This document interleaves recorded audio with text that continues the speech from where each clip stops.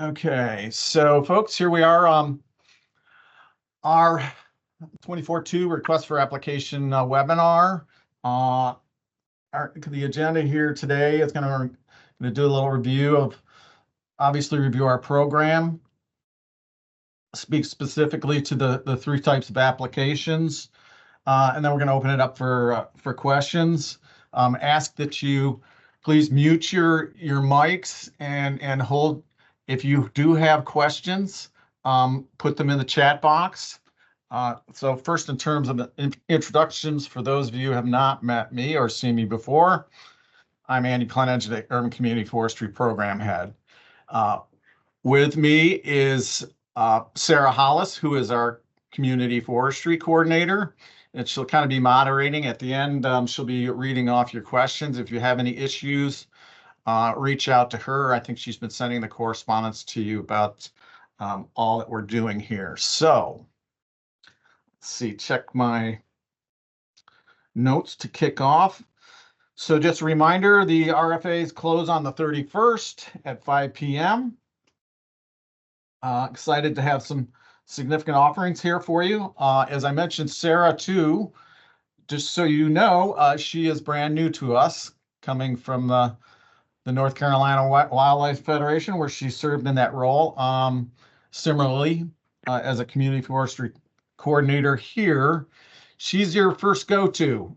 So if you have any needs, go to her first, and ultimately she's going to connect you, let you know about our programs, and connect you to the right folks. So I'm really excited to have her. We are excited to have her here with us today, too. So for those of you who don't know about our program, I want to give you a bit of an overview. We are a federally funded program, small staff to serve all of North Carolina and our communities. As I mentioned, I'm the program head. We have the coordinator, Sarah. We have urban forestry specialists who are specialists that will work in the field. Currently, we have Justin Bennett. And good to meet y'all. Yep, Justin's here with us too. But I also have 2 vacant positions, and one of those at the moment is being advertised. So if you have any folks that might be interested in urban forestry, go to the North Carolina website, HR website, and I can see that job posting. Ultimately, we're going to have 3 specialists that are going to work in each of our 3 regions to provide technical assistance to you folks out in the field. And in the mountains, Justin's going to be serving the Piedmont region 2, and then we'll have a coastal urban forestry specialist. So pretty exciting stuff. Get us up to full staffing would be great from my perspective, and ultimately yours. We also have district and county staff and certified arborists that work out in each of our counties. They provide local coordination and can be a resource for you and connecting you to all things that happen in your local area. So they are a great resource, and we use them too. So you probably read, municipal and organizations are our primary customers. Also, our staff, we provide training to our staff to deliver services to you. And we're here to provide urban community forestry expertise, training, obviously the grant funding, big part of it. And ultimately, state level leadership. We're trying to guide all of us on a path to enhancing urban and community forestry across the state and the great benefits that trees in our communities provide.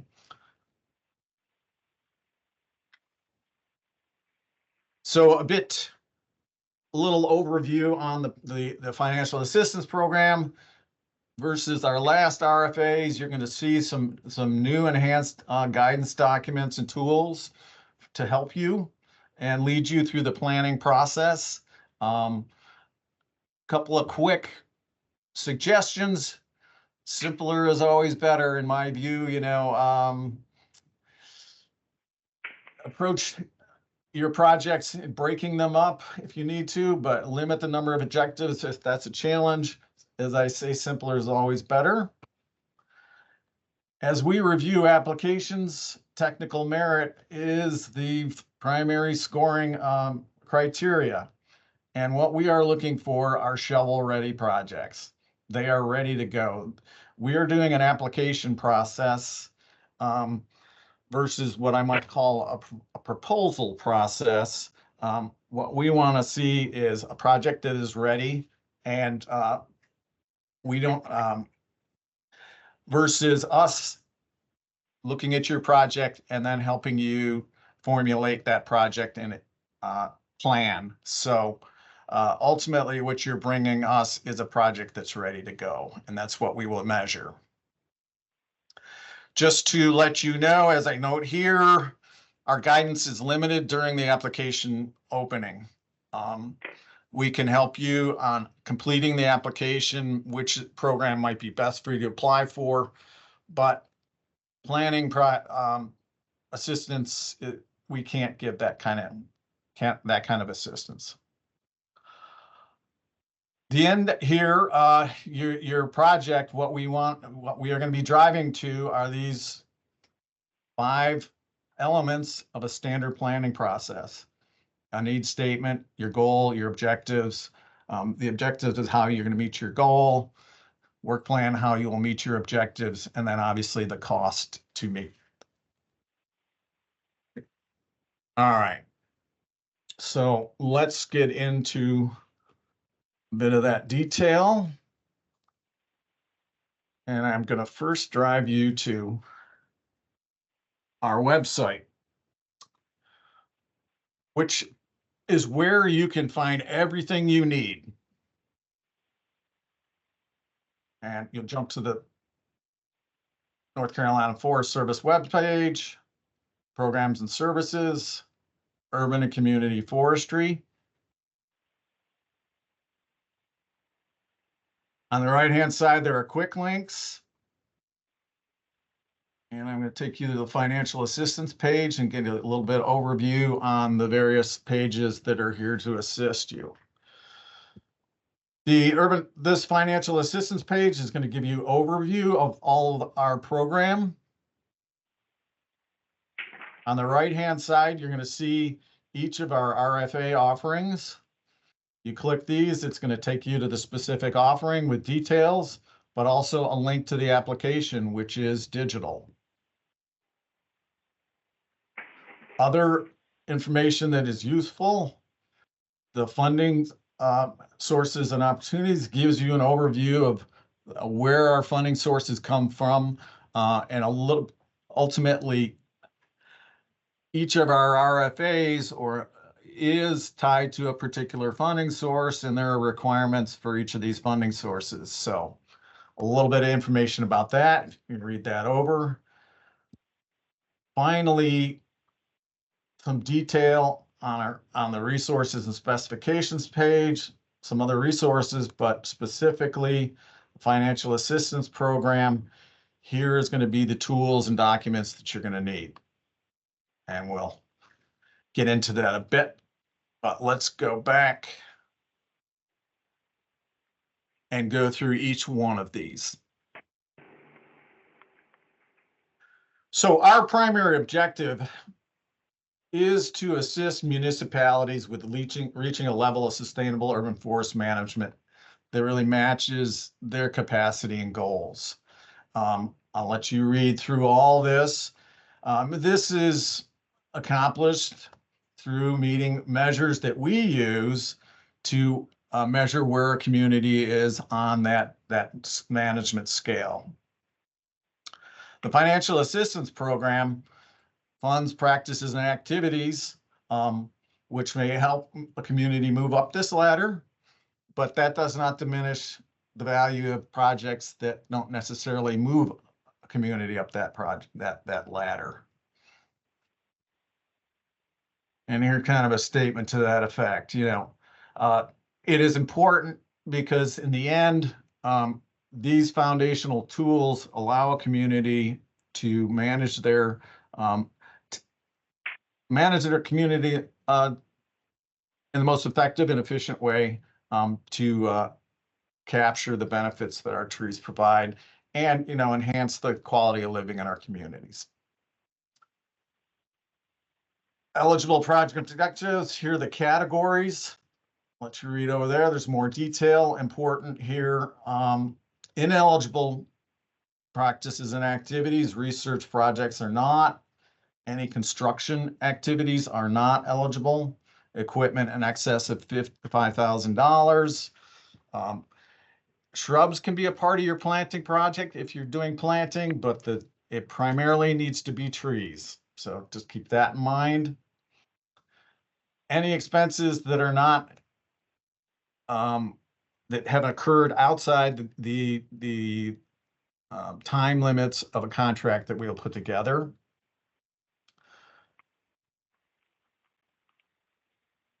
Our structure is really two formats, either cost share, which in all cases, if you are awarded a project, you need to expend, pay for the services, and then we reimburse.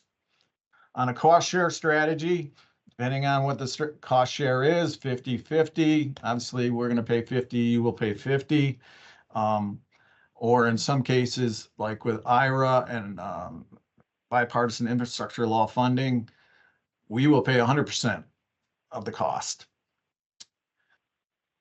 Match share allows you to use in-kind contributions in lieu of monetary contributions. And for example, that can be employee time, volunteer time, or donated goods and services. So match share, and you will see that our 100% cost share is only going to be eligible to what are called disadvantaged communities. And we use a couple of measures, depending on the program. The NC Department of Commerce Tier 1 distressed counties,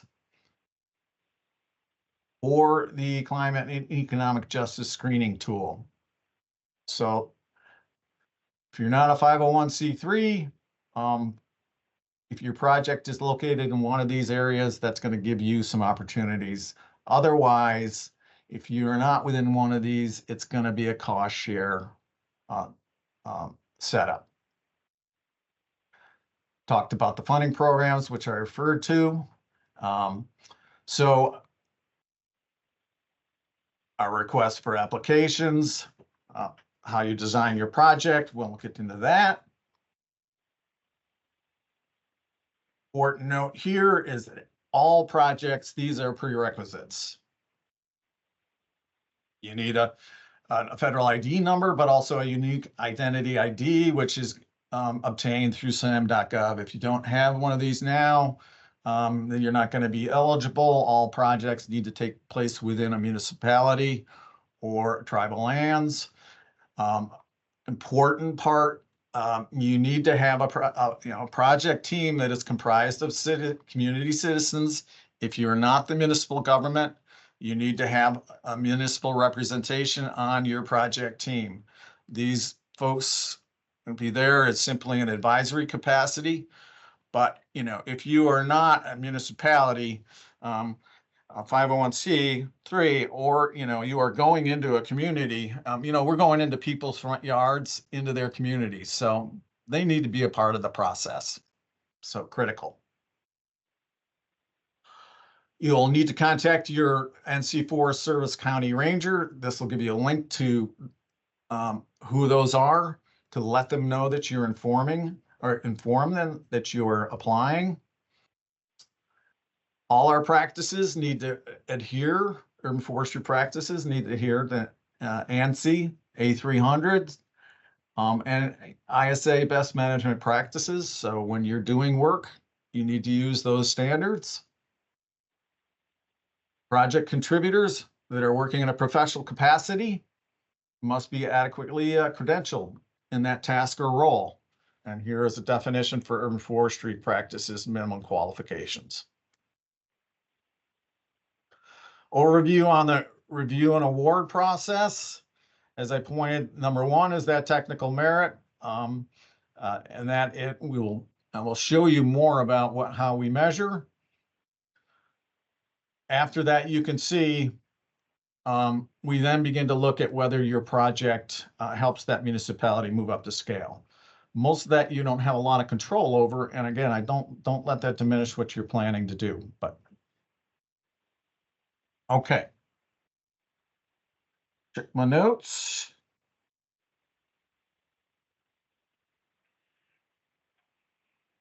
All right, so our next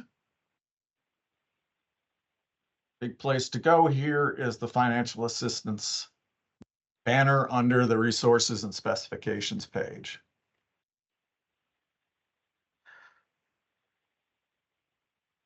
So your role is to develop a project plan, and we need all to be speaking in the same language. And so what we have laid out here is defining what that language is. And the most important among all this is the practices and activities. One, those that are eligible for funding. But two, consider practices and activities are deliverables. They are what you are going to accomplish. The layout here lists the various practices and activities, and then also any prerequisites that may be required to accomplish that. I'll give you a simple example. Let's look at, say, tree planting. You envision doing some tree planting. You need a professional to review and approve your project. May require an inventory and a practice plan and standards of how you're going to do that tree planting. So if you are planning on doing tree planting, you need a tree planting plan. You need a map or an inventory of where those are going to go as prerequisites. So they will need to be added to your list of deliverables or outputs, and that would be found a practice plan, tree planting plan, for example. So each of you have a project in mind, and they are in essence here. You roll down the list starting from the top. There's some common practices that apply to all projects. Here, kind of these universal. But then they are categorized: advocacy group development, education and training. Is that going to be one of your project outputs? Either developing a more comprehensive program that are listed here, or components there, activities. You're going to develop education and training products. So as you're thinking about what you are doing, look through this list of things and begin to create a list of these deliverables. If you're going to have a training event as part of that, it may just be developing products. And so on through each of the respective categories: inventories and assessments, outreach. I think often people don't define or recognize the difference between outreach and education and training. So be sure to look at that. Outreach, you're looking to inform and engage the community in community forestry activities. Education training, you're out educating folks. So read these definitions. They are important. It again says we are speaking all the same language. And in the end here, these are deliverables, and that's what we are looking to see from you. Okay. I will jump back.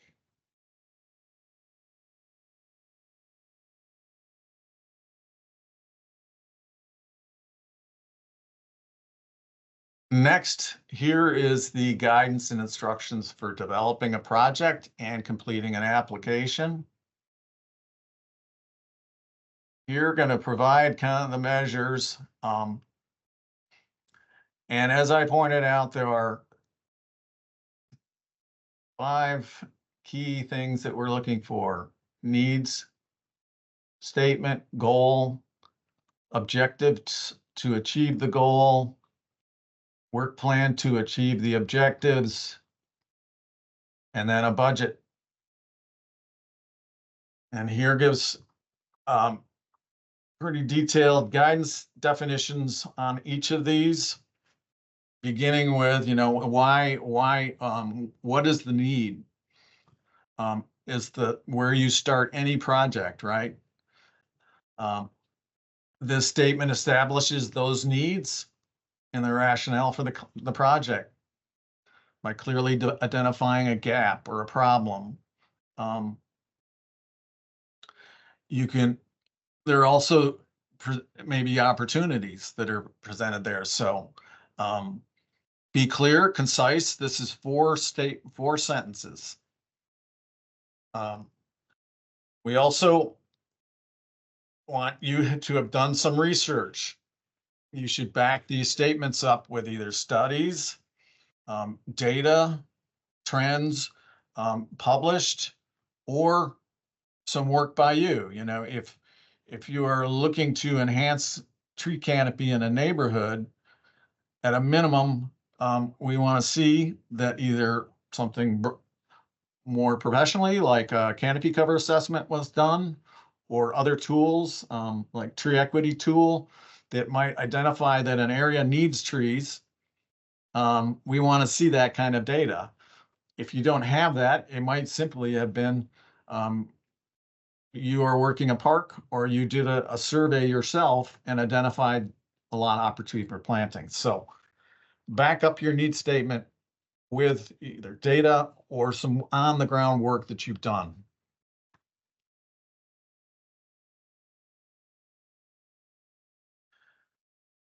Your goal statement is broad, and it's going to summarize what the major practices and activities that you're going to accomplish to address that need statement and the opportunity.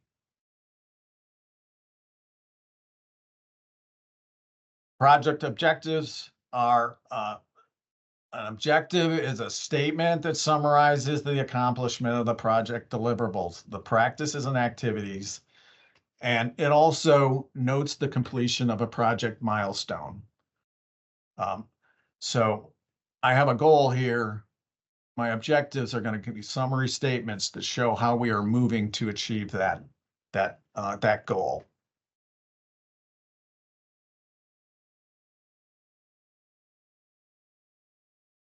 Objectives are narrow and precise, concrete and measurable. They're not process. They say what is going to be accomplished, a deliverable. And again, here are some more guidance and some examples. Your work plan is the list of the tasks required to accomplish each of the objectives. Now, here is where you're getting into process, what's being done to accomplish that objective. That's where the process belongs. And then finally, your budget, an itemized list of all those expenses to complete each one of the objectives and those practices and activities. So you need to do some research. We want actual costs and citing who may have provided those cost estimates. You don't need to do 3 estimates, but you need to show that you've checked to see what the cost of that particular either product or activity is going to be. You've gotten estimates from consultants to make sure that you've done a little bit of groundwork on what those costs are and they're realistic. Be aware, there are some spending thresholds. You get upward of $10,000 thresholds. You may need to do requests for proposals. We will talk with you about that in more detail on what those thresholds are, but be prepared that if you are going to be hiring a consultant that's in the tens or thousands of dollars, you need to go through a request for bid process, etc. Okay.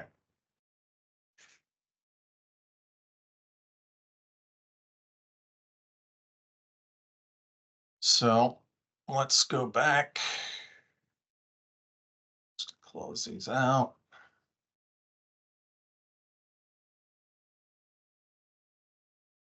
The project planner here is another tool for you to use that'll prepare you. One, it leads you through the planning process, but it also is going to provide the spot where you're going to put all your statements for inclusion in the application.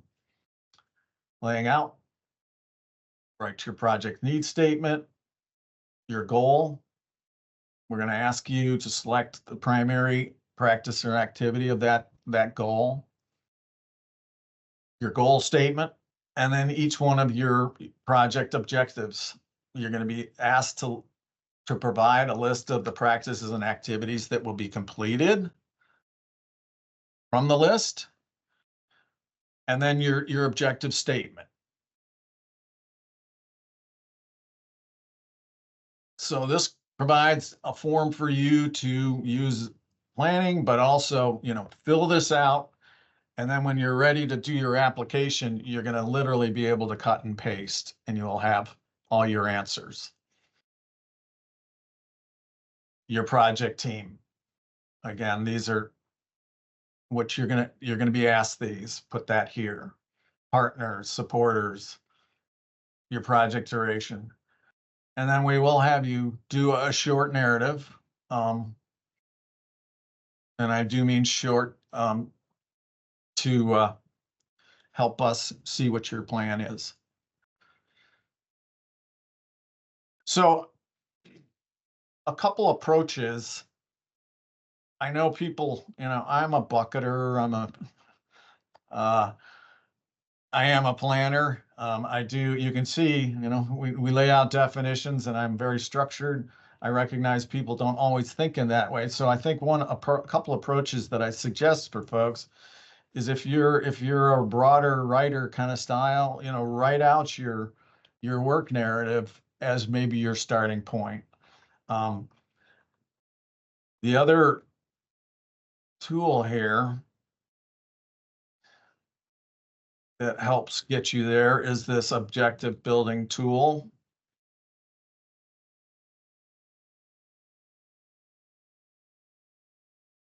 Here, essentially what you want to start with is write down a list of all the deliverables. And you will know that they are the practices and activities. Why isn't this working? This is not working. We'll fix that, but anyway, it gives you a drop down of all the practices and activities. So what as in number 1 here, is create a list of all the deliverables that are going to be a part of your project. Write a description of them.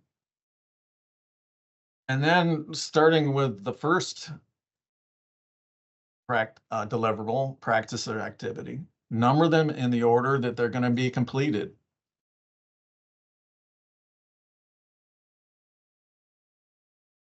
You then can group them together, practices and starting at the top, so you would have sorted them in the order of completion. And then you look at those and you kind of group them together that are complementary or logical to complete at the same time. And your first one is going to be number 2, next group is number 2, and so on.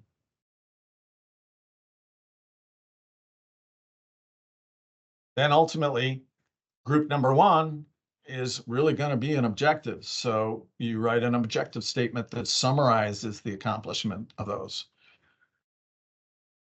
And here is an example.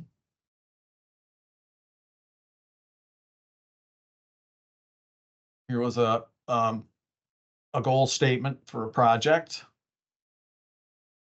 Here's a list of what are all potential practices and activities, deliverables that are going to be completed. A little description of each of those. I've highlighted, noting, these are going to be deliverables and ultimately things that you would report.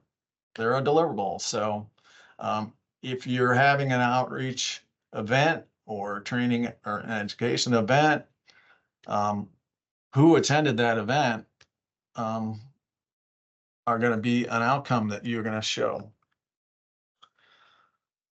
But as I say, so in this grouping, here's sort of a summary, a statement that summarizes the accomplishment of these grouped together ones. So a tool that I hope you'll find useful and objective writing for your use.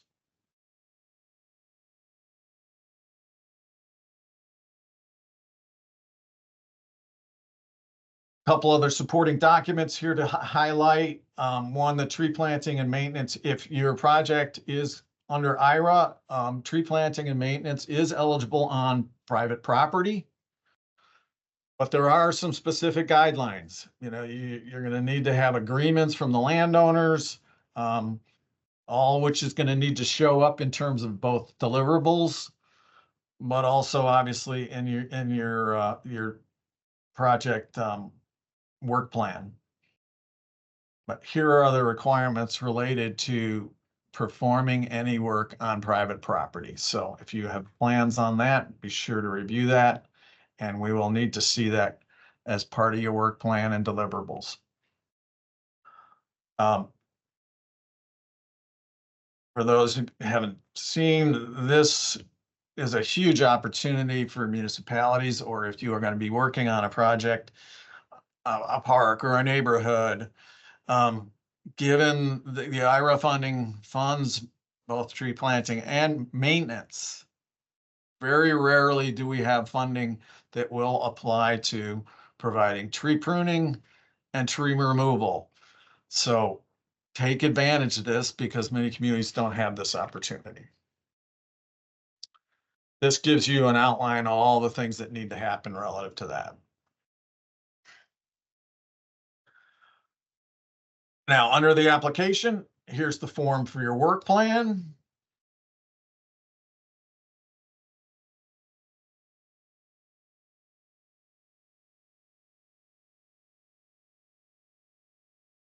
You'll be noting what objectives you're working on, the practice and activity that you're working on. These are all drop downs, and then a description of the task and who will complete it. And you will divide that up by respective quarters. The practices and activities. This is a drop down list truncated from our eligible practices and activities list.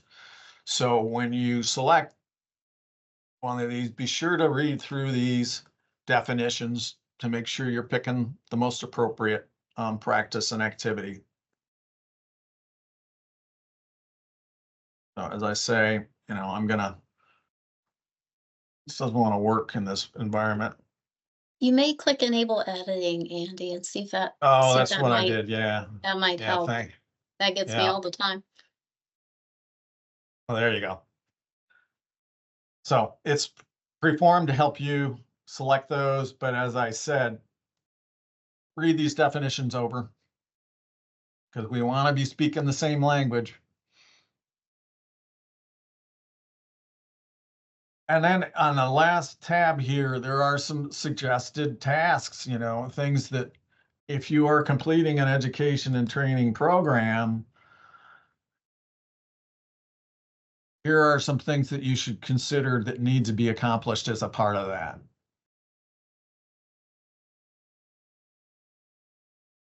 If you're completing tree planting, you know, same sort of thing, or maintenance. You can see a lot of that in the end, you know, outreach is a major part of this. We don't, you know, if you're going to go plant trees in somebody's neighborhood, they need to be a part of that. So, so products, events, tree planting, you know, in an inventory or a map, tree planting and post-care plans. So this gives you a list of things that typically need to happen when you're going to perform one of these particular activities.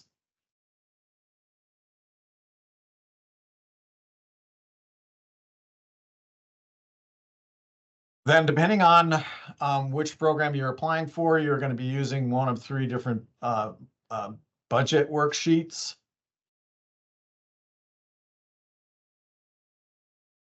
For the, I could say the IRA, obviously we're paying the whole thing, a similar form. But again, everything goes what objective number. Here we have budget item categories. Here are the definitions of the budget item categories that you're going to select. But as you can see, and then a description, unit costs, so forth.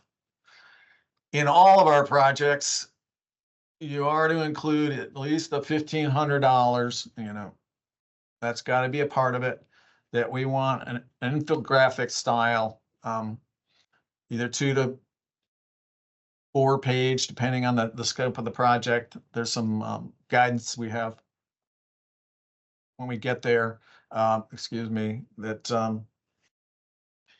plan on having that professional report done. It's important for us to share what we're going to do, both for all of us, but also share it up the ladder, say to politicians or those in your community. When it'll summarize our standard practice, which was, you know, what was the need, what was your goal, what were your objectives, and then kind of celebrate those accomplishments. Okay. And finally, as I pointed out down here, these are copies of the digital application. So, you know, before you jump online, here are going to be the questions that we're going to be asking you.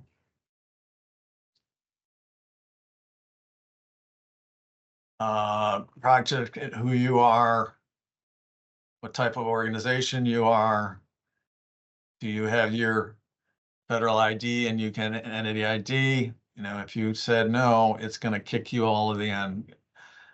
These little go-tos will point out that if you make a selection, you're going to see a lot of questions here under the IRA. But, you know, depending on your answer, you're going to end up skipping a whole bunch of them. So just point that. All right. Your project team.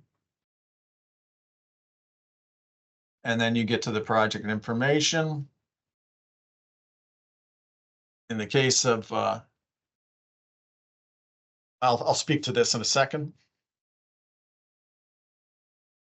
And then the project information need statement, goal, primary objective. And then you're going to begin objective 1. And as I mentioned, what practices and activities are going to be completed as part of that objective. You're going to select those. And then you're going to put your objective statement. And if you have an additional objective, it's going to ask you the same thing again. If you say no, it's going to kick you to the end. So, give you the scope of what we're going to ask. Okay.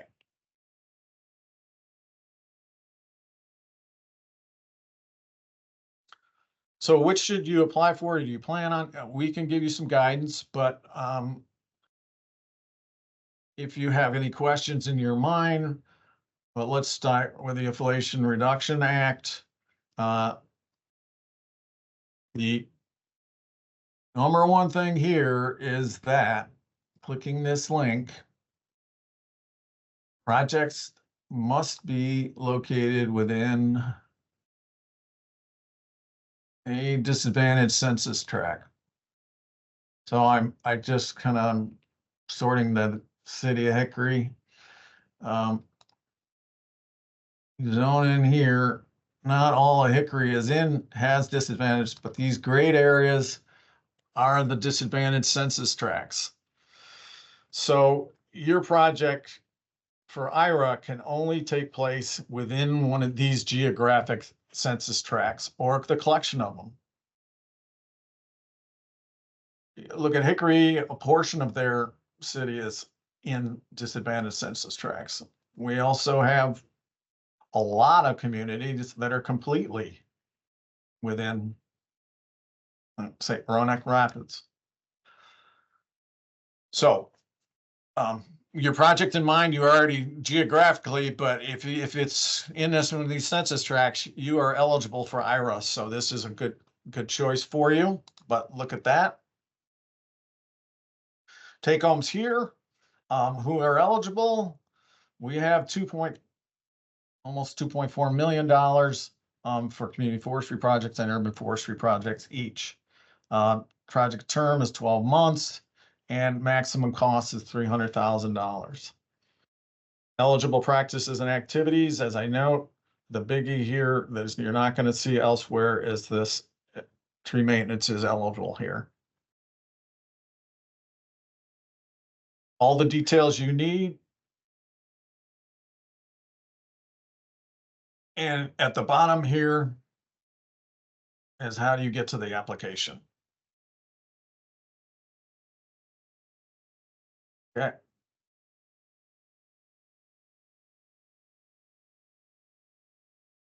If you are planning on doing a sample tree inventory or a canopy cover assessment, I'll push you here. If you were to misapply to the, we will sort some of those things out. If you apply under cost share and we find out you're eligible for Inflation Reduction Act,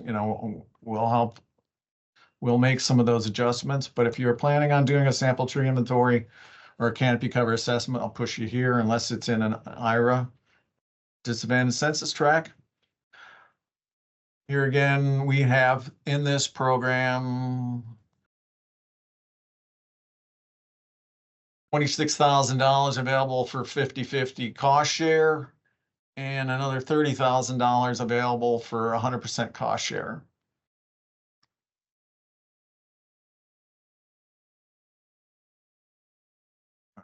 Stop.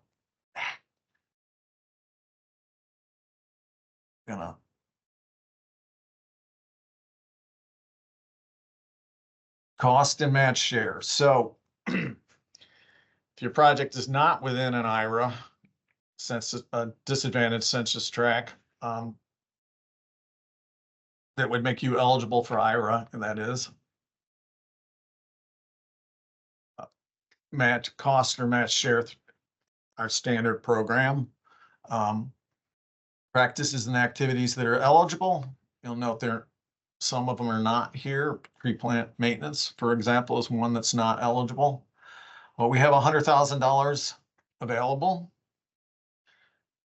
Primary is 50-50 cost share, unless you're a disadvantaged census, a disadvantaged community, either a 501c3, or in this case, if you are located within a disadvantaged census tract or a tier 1 county, you would be eligible for a match style grant, which would allow you to use in-kind as part of your contribution. Total project cost $60,000, $30,000 per share. Getting on, like on all of these, you get to the application through the RFA. Okay.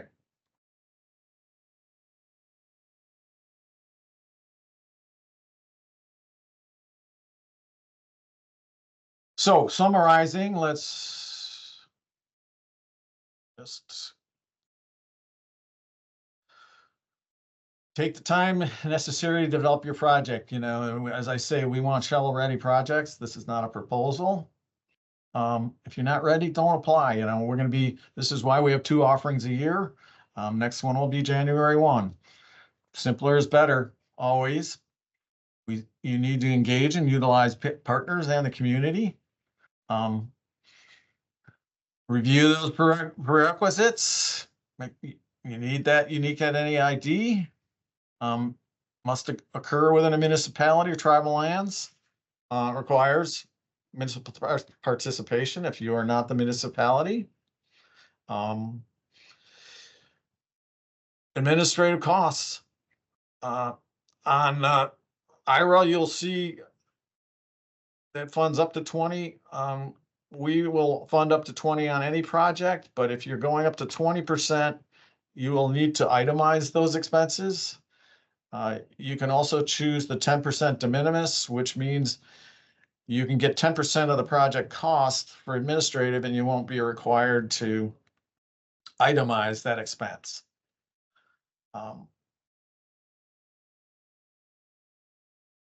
So just highlighting, the cost to match share, projects not exclusively located in a CJEST, Climate and Economic Justice Screening Tool track.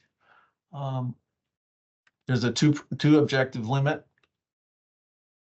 Inflation Reduction Act, again, project isn't exclusively located in a census tract, the CJEST tract, or collection of CJEST tracts. And this is 100% cost share, no cost to you. I highlighted the CJEST tree planting and maintenance projects, so I'm not going to go over that again. Sample inventory and canopy cover assessment program for that specific item. Okay.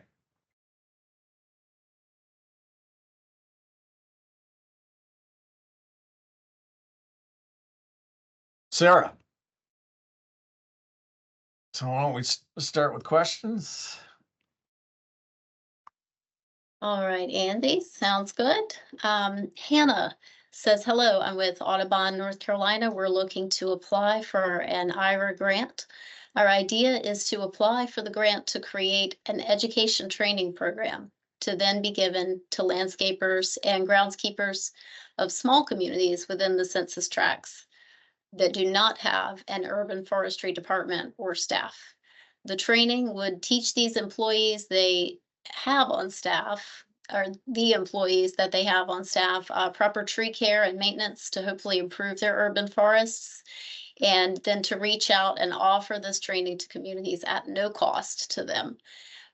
She asks, would it be better to identify specific communities and the number for the sake of the application, or to have it open-ended and contact many once it's complete? That is provided the grant funding is approved. Specifics. Deliverable. I get your question. You could expand it, but start with identifying who you're going to serve, create your budget, and accomplish that. You can grow it later, but no, we want specifics on numbers of events, who's going to be trained, how many people, all those things. Thank you. Peter asks, is there a complete tree inventory category? Yes, there is.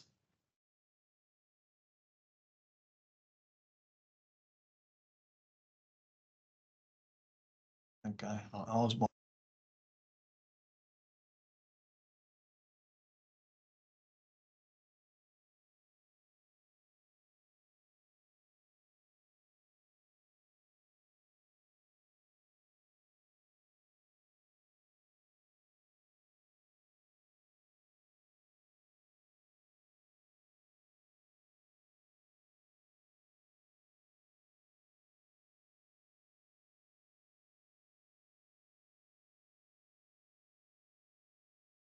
Okay, great.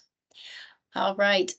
Ashley says, is the grant limited to tree plantings in a single location, or is planting at multiple sites allowed? Sarah, I've had my mic off here all along, haven't I? You should have told me that. Oh, all right. We will have to go back. We're going to run as long as we need to here, folks. So complete inventory. You can see there is what we define as a complete inventory. It might be different than what you are. We define a complete inventory on a municipal scale. That's completing a complete inventory of all the public trees. you might be talking about a project inventory, which is inventorying all the trees within a project area. So as I mentioned before, I wasn't on mute the whole time, was I? I could hear you. I could hear you, Andy. And Oh my gosh. so multiple sites would be fine. Thank you, Ashley. If anybody has any further questions, feel free to pop them into the meeting chat. If you are having any issues putting them in the chat, feel free to give me a call. I'm going to put my phone number in the chat just in case. As you can't chat me if you're having issues. But I do want to put that there so you will have it. And also, please feel free to write that number down because I'm happy to help. So you can put that in your notes. Sarah, And I have another question, Andy, from Carla Davis. yes. Carl says, can you speak to the RFP needs? That's a request for payment, I think, for line items that are more expensive. A hypothetical example is maybe 15,000 of anticipated cost to hire a company to conduct maintenance. You would need to go through a request for proposal process. But That's for your fantastic. project planning, you could reach out to a consultant and get an estimate of what that's going to cost. You don't necessarily need to reach out and get 3 quotes right now. As you know, budgeting a kind of a standard practice, and you don't need to necessarily show it, but consider that any standard budgeting usually includes a contingency. So if I get quotes for something and I'm planning out for a year via tree planting, I'm going to add 10 as high as 20%, say, contingency on top of that to, accommodate for things that I don't know. And, I think you can certainly cite that, but that's a standard budgeting practice that you should use. You don't want to cut yourself short, ultimately, when we put together a contract, that total contract amount is going to be it. So, yeah, so if you were awarded, then we would say, okay, what is the item? And then we're going to say, okay, yeah, you need to go through a request for proposal process.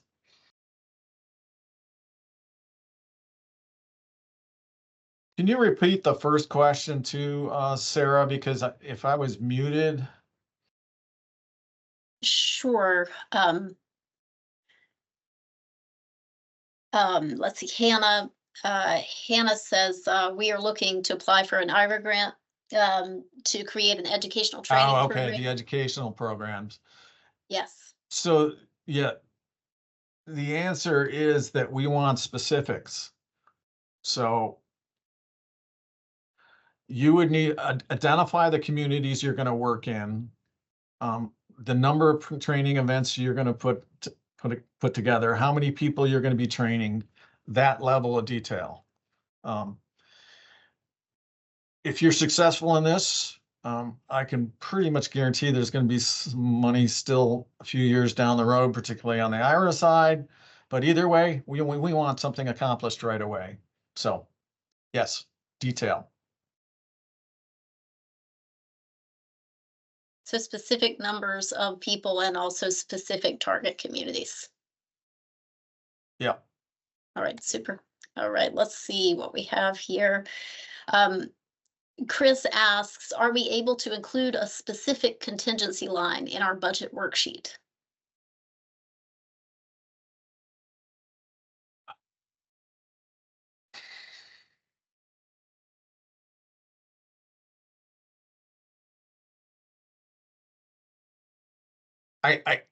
Ultimately, we're going to look and see how reasonable it is. I think it's reasonable to apply contingencies to things that the costs might change, but ultimately, when we look at a budget, we're looking at, is it reasonable? and on a standard budget, if you've done some homework, and you got your costs, you're going to be pretty comfortable with it. I think you can certainly put it in there. When we get to the award side of things, we would kind of work through those things, but so the short answer is you're welcome to do it, but we do look at those numbers and we have a good idea of things that cost. But if you were awarded, we're going to kind of sort through that. But we do want to, the bottom line is we do want to see you have gone through the effort of getting estimates for your costs.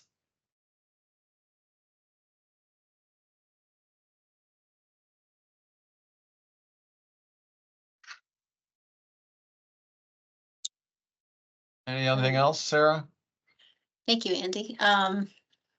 I don't see anything else. Does anybody else have any questions?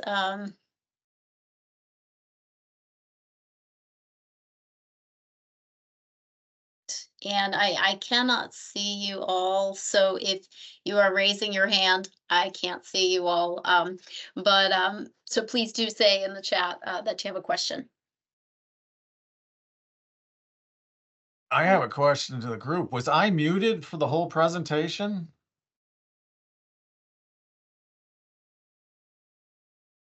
Can everybody hear Andy? Oh, Thumbs okay. up? No, I think you were good up until the second question. Okay, good.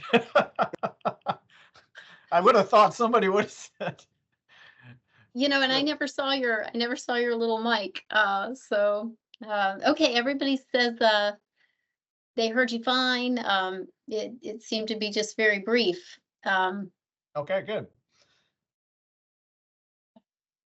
All right, super. All right, well, we really appreciate everybody being here today. And Andy, I will turn it over to you. I don't see anybody else here in the chat with a question, so certainly, we'll happy to turn it back to you to conclude our Okay, meeting today. yeah, well, Oh, hang on, may have one more. All right, Peter has something cooking there.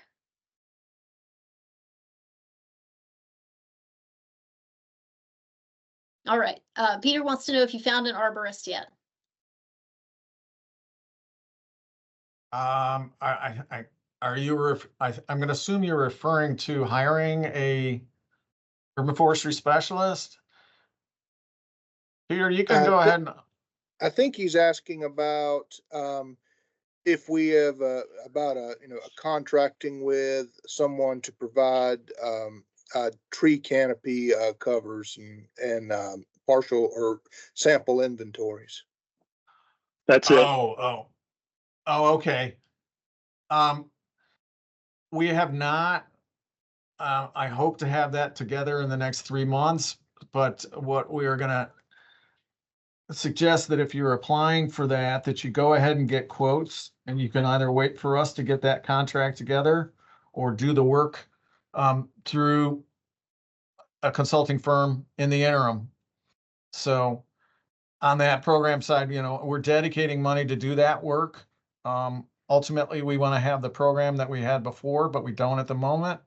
So what we are going to say on the sample inventory and canopy cover assessment, you will look, you do need to get quotes to do the work. Thanks, Do Peter. we include the entire, we already have a quote. Do we include the entire quote, which includes things that we really don't need?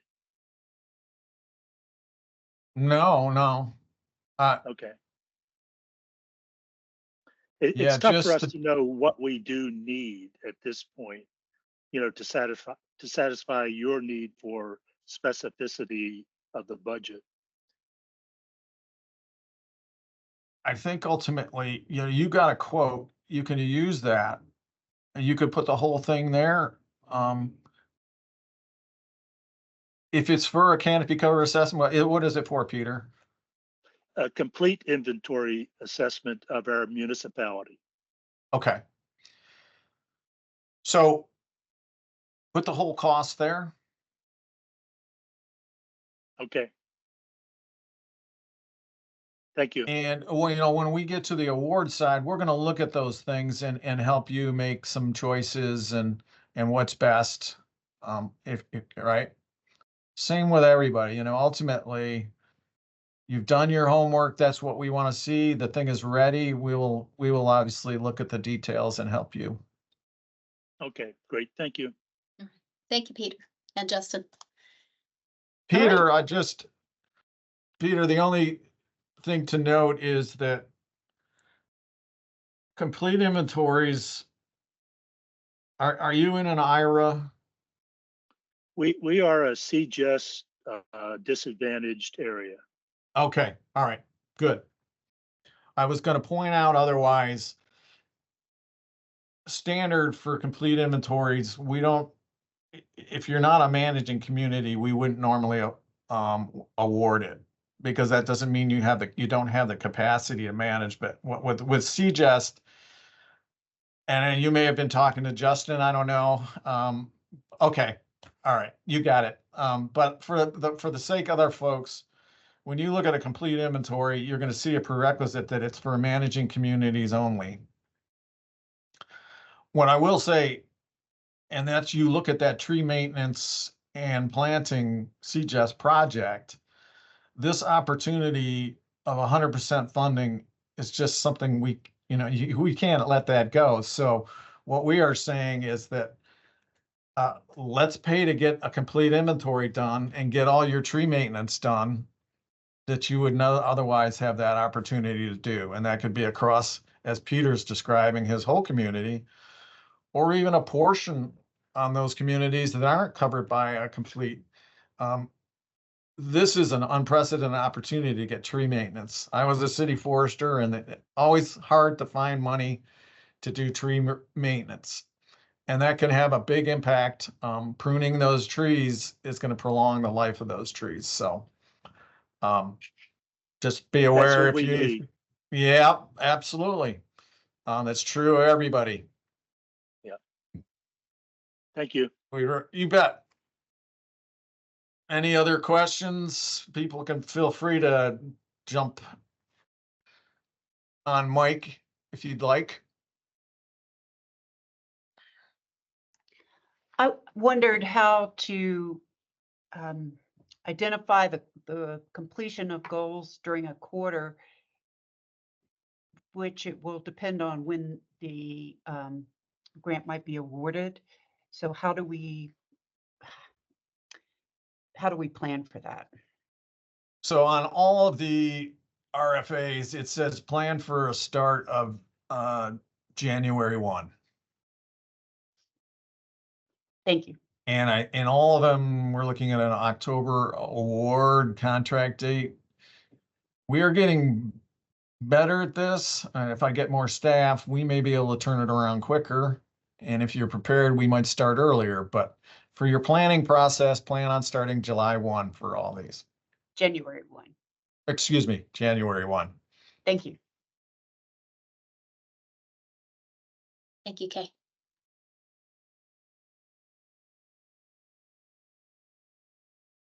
Any other questions?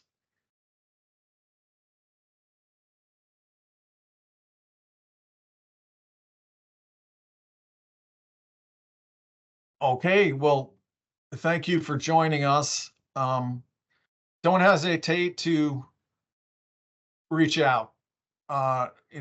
Give Sarah a call. I said there are some rules about what we can and can't. Just call and ask, and we'll say, hey, we can't help you there, but we can help you some other ways. So don't hesitate to reach out. Thank you, Yes, everybody. Kay. Oh. Kay has. Could we have Yes. Sarah's number again, please? Absolutely. It is 919-857-4841. Thank you so much. Thank you. Yeah, she's brand new. On that resources and specifications page, currently her name is not on there, but our staff will always be there. I can share that just so you can, and a link to our emails.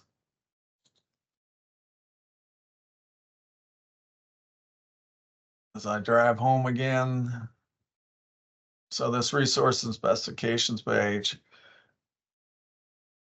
This will be updated shortly with Sarah's name, but you can see my name, and these are links to email.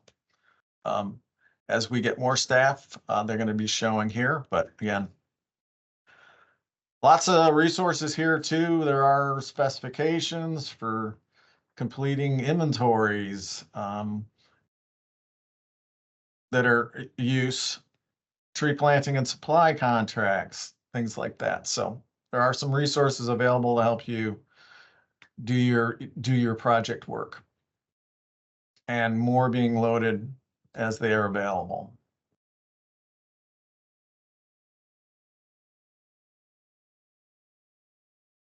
Okay. Anybody else? Okay, well, thank you for joining us.